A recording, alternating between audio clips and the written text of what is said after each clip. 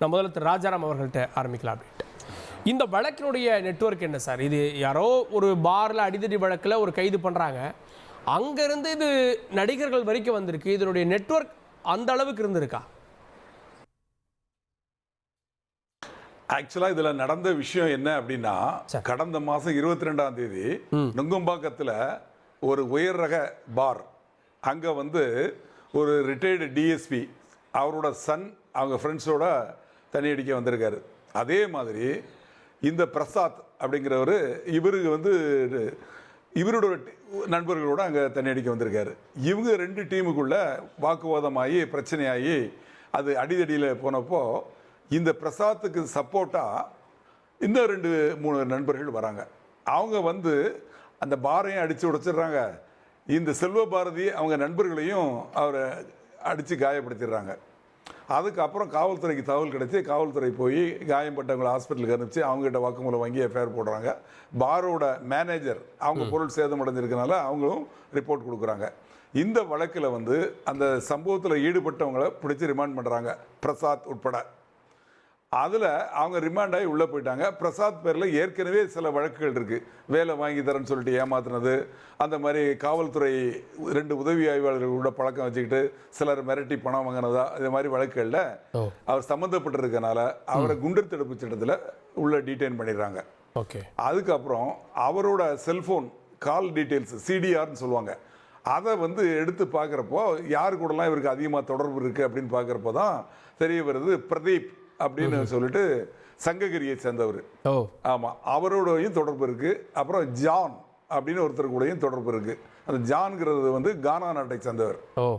உடனே காவல்துறை அவங்கள தேடி விசாரிக்கையில் ஒசூரில் ஒரு இடத்துல 2 பேரும் மாட்டுறாங்க, பிரதீப்பும் ஜானும்.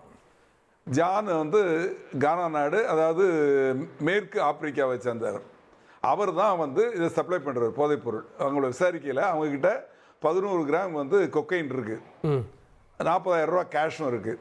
அதை சீஸ் பண்ணி அவங்கள்ட்ட விசாரிக்கிறப்போ அப்போ அவங்க சொல்கிறாங்க, ஜான் சொல்கிறாரு, நான் தான் வந்து அங்கேருந்து வரவழைக்கிறத பிரதீப் மூலமாக கொடுத்து இந்த பிரசாத் இது மாதிரி ஆட்கள்கிட்ட கொடுத்து வெளியே விற்கிறோம்.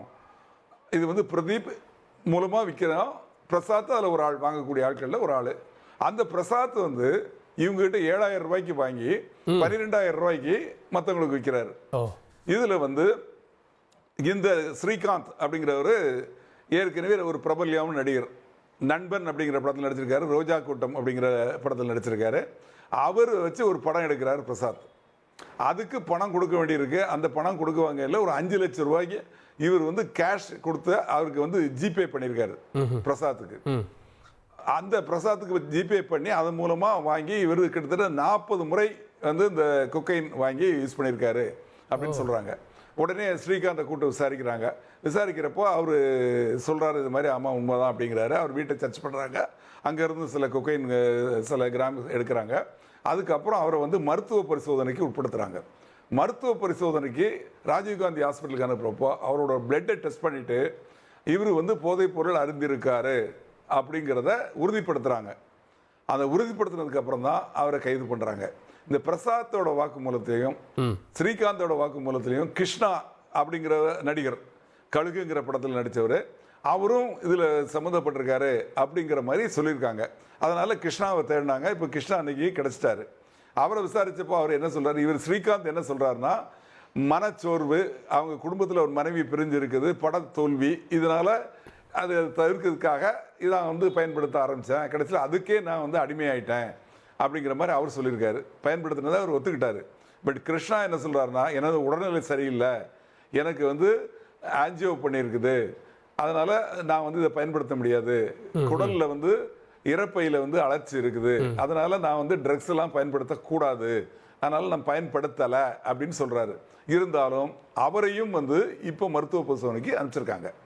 இதுலேருந்து என்ன தெரியுது அப்படின்னா, ஒரு ட்ரக் மாஃபியா, இந்த ட்ரக் மாஃபியா வந்து இந்த கானா நாட்டை சேர்ந்த ஜான் என்பவர் மூலமா பிரதீப்க்கு வந்து, பிரதீப் மூலமா பிரசாத்துக்கு வந்து, எத்தனை பிரதீப்கிட்ட இருந்து பிரசாத் மட்டும் இல்லை, இன்னும் எத்தனை பேர் வாங்கினாங்களோ தெரியல. பிரசாத் கிட்ட இருந்து ஸ்ரீகாந்த் மட்டும் வாங்கினாரா, இன்னும் எத்தனை பேர் வாங்கினாங்க? இப்போ அதை வாங்கி விற்கக்கூடியதா இருந்ததா? அப்ப பிரசாத் அதை பண்றாரு அப்படின்னா, பிரசாத்துக்கு இருந்து எத்தனை பேர் வாங்கியிருக்காங்களோ அவ்வளோ பேரும் மாட்டியிருக்கணும்ல. ஏன் ஸ்ரீகாந்த் வர்றாரு, ஏன் நடிகர்கள் மட்டுமே 2 பேர் வர்றாங்க? அதாவது அவங்களே விசாரிப்பாங்க. அந்த சிடிஆர் கால் டீடைல்ஸ் இருக்கு இல்லையா, அதுல அதிகமா யார் பேசியிருக்காங்களோ அவங்கள முதல்ல கூப்பிடுவாங்க. அதுக்கு அடுத்தால கூப்பிட்டு விசாரிப்பாங்க, எல்லாரையும் விசாரிப்பாங்க. அந்த கால் டீடைல்ஸ்ல அடிக்கடி இவங்களுக்குள்ள கான்டாக்ட் யாரெல்லாம் இருந்ததோ அவங்களெல்லாம் கூப்பிட்டு கட்டாயம் விசாரிப்பாங்க.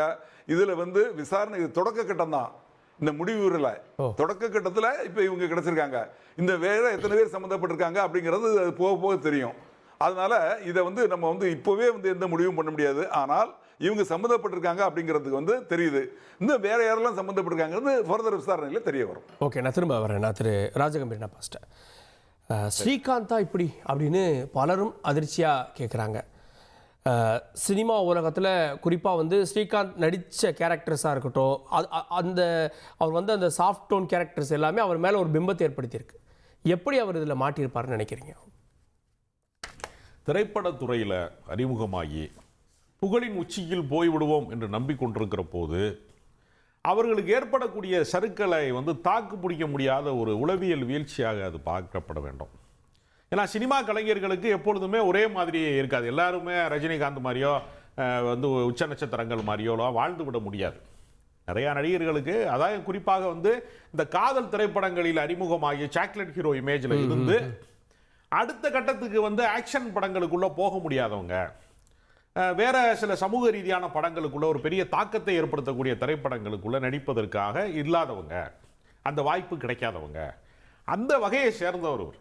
இவருடைய ஓப்பனிங் வந்து ரோஜா கூட்டத்தில் இருந்து பல திரைப்படங்களில் அவர் பார்த்திபன் கனவுலாம் மாநில அரசினுடைய விருதுலாம் அவர் பெற்றிருக்கிறாரு. பூ மாதிரியான படங்கள்லாம் நடித்திருக்கிறார். மென்மையான கதாபாத்திரங்கள்ல அவர் நடித்திருக்கிறார். அதை தாண்டி அவருக்கு வந்து ஆக்ஷன் படங்கள் ஒர்க் அவுட் ஆகல, வணிக ரீதியான பல படங்களுக்கு வந்து அவர் அடுத்து ஃபிட் ஆகல. அவர் அது அவருக்கு தொடர்ந்து அவருடைய கதை தேர்வின் காரணமாகவோ அல்லது அவருடைய உடல்வாகு அவருடைய தோற்றத்தின் காரணமாகவோ அந்த இமேஜ் அவரால் உடைக்க முடியல. ஒரு குறிப்பிட்ட இமேஜில் மாட்டிக்கிட்ட கதாநாயகர்கள் அப்படிங்கிறவங்க வந்து அடுத்த கட்டத்துக்கு பயணிக்க முடியாது. கிராமத்து படத்தில் நடிப்பாங்க, சிட்டி சப்ஜெக்ட் போட்டால் அவங்களுக்கு படம் ஓடாது. அப்படி பல கதாநாயகர்கள் இருக்காங்க.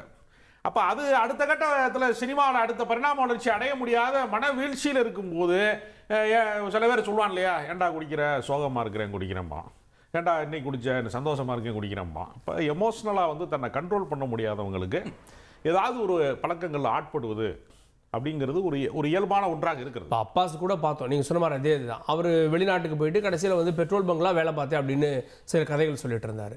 அது நம்ம கேட்டாங்க. ஒவ்வொருத்தருக்கும் தனித்தனி பாதைகள் இருக்கிறது, தேர்வுகள் இருக்கிறது. ஒருவரை மாதிரி ஏன் நீ இல்லை அப்படின்னு நம்ம யாரையுமே கேட்க முடியாது. இவரால் அதை ஏற்றுக்கொள்ள முடியல. ஏன்னா இவரை என்னென்ன சொல்லி வச்சிருப்பாங்க நமக்கு தெரியாதுல்ல. நீங்கள் அடுத்த கமலஹாசன் நீ தான் சொல்லியிருப்பாங்க பல பேர் நண்பர்கள்லாம் தொடக்கத்தில். அடுத்த பெரிய ஹீரோ நீ தான் சொல்லியிருப்பாங்க. தொடர் வெற்றிகளை பெற முடியாதவர்கள், தாக்கு பிடிக்க முடியாதவர்கள், அவங்களுக்கு ஏற்படக்கூடிய இது ஒரு நட்பு வட்டாரத்தின் வழியாக நீங்கள் பார்ட்டி கல்ச்சருங்கிறது வந்து நீங்கள் எல்லா துறைகள்லையுமே இருக்கு. பிஸ்னஸ் பீப்புள்ல இருந்து ஐடி ஃபீல்ட்ல இருந்து எல்லாருமே இருக்கிறாங்க. என்ன, அதாவது பிரபலமானவர்கள் தவறு செய்கிற போது தவறும் பிரபலமாகி விடுகிறது.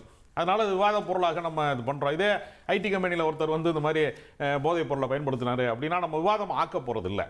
அப்போ எல்லாருக்குமே என்னென்னா பிரபலங்கள் மீதான ஒரு வெளிச்சம் தான் இது. அதனால் இதை நம்ம நியாயப்படுத்த முடியாது. அவரே ஒப்புக்கொண்டார். ஸ்ரீகாந்த் வந்து இதை வந்து மறுக்கவும் முடியாது. ஏன்னா அறிவியல் பூர்வமாக ஆதாரபூர்வமாகத்தான் எல்லாமே. அது இவரை பிடிக்கிறதுக்காக வச்ச வலை கிடையாது. இது வேறொருத்தருக்காக வச்ச வலையில் இவர் மாட்டிக்கிட்டார். இன்னைக்கு இருக்கக்கூடிய இந்த அலைபேசி வசதியில் யாரை கான்டாக்ட் பண்ணாங்கிறது எளிதாக வந்து டேட்டாஸ் எடுக்க முடியும். அதில் அவருடைய கான்டாக்ட் இருந்ததுனால அவங்க இது பண்ணுறாங்க. அதனால் ஒட்டுமொத்த திரையுலகமே போதைக்குள்ளே தான் கிடக்குங்கிற மாதிரியான ஒரு பொது புத்திக்கு நம்ம வர வேண்டிய அவசியம் இல்லை. ஒவ்வொருத்தரும் அவர் வேறு தனித்தன்மை கொண்டவர்களாக இருக்கிறாங்க. பெரும்பாலான பேருக்கு வந்து திரைப்படத்துறை என்பது வந்து முத்தெடுத்தவர்கள் சிலர் தான், மூழ்கி போனவர்கள் பல பேர் கரையிலேயே இருக்கிறாங்க.